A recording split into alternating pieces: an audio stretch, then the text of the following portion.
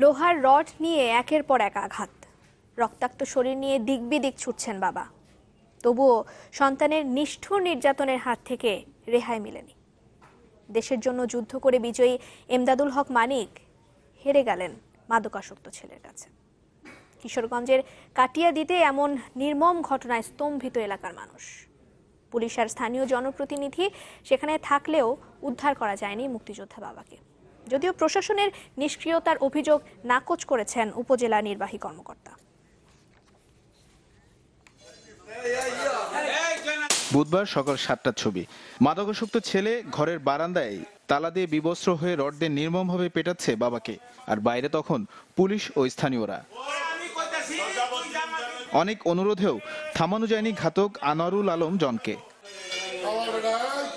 স্থানীয়রা জানায়, গেল মঙ্গলবার রাতে নেশা করে পাশে হিন্দুপাড়ায় হামলা চালায় জন, কিন্তু ধাওয়া খেয়ে ঘরে এসে ভেতর থেকে তালা দিয়ে দেয়। এই সময় বাবা মুক্তিযোদ্ধা এমদাদুল হক ঘুমিয়েছিলেন। পরে তার উপর শুরু হয় অমানসিক নির্যাতন। পুলিশ আর হের বাড়ি দিতেছে, শব্দ হইতেছে, হের বাপে কইতেছে বাঁচাও বাঁচাও, তখন আমরা বাড়ির থেকে সব গেছি গা। একটা মাত্র সন্ধ্যা তাকে এত আদর করা করছে, মানে আমি আশপাশ দেখি না অন্য কোনো ফ্যামিলিরা এইভাবে তারে এত আদর করতে, মানে বাপ হিসাবে সন্তানরে অত আদর করতে দেখি নাই। খবর পেয়ে ঘটনাস্থলে ছুটে আসে পুলিশ। বাড়ির পেছনের দরজা ভেঙে ভেতরে ঢুকতে গেলে তাদের উপরেও চড়াও হয় জন। এ সময় আহত হন পুলিশের এক এসআই সহ 3 সদস্য। নিহত স্বজনদের অভিযোগ, ফায়ার সার্ভিসের কাছে সহায়তা চাইলেও তারা আসেনি।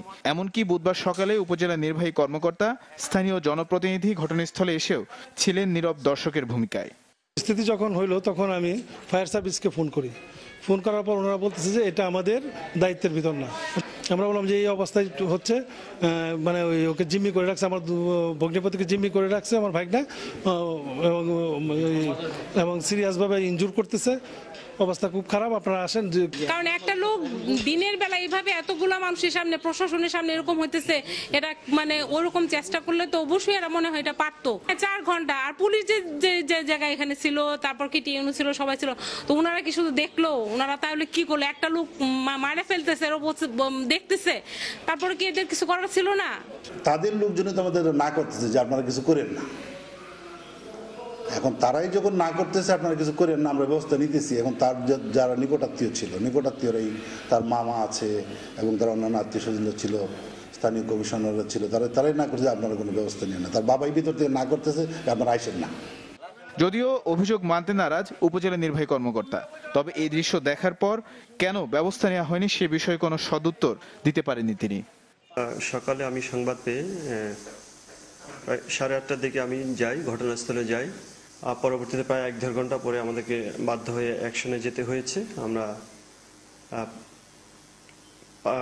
সাধারণ জনগণের সহযোগিতায় এবং পুলিশের মাধ্যমে আমরা তাকে উদ্ধার করি, পর্যবেক্ষণ করেছি যাতে শান্তিপূর্ণভাবে কাজটা শেষ হয়।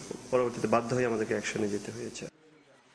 ঘটনার পর ঘাতক জনকে আটক করেছে পুলিশ। এছাড়া একটি হত্যা মামলাও দায়ের করা হয়েছে। Desk report, channel 24।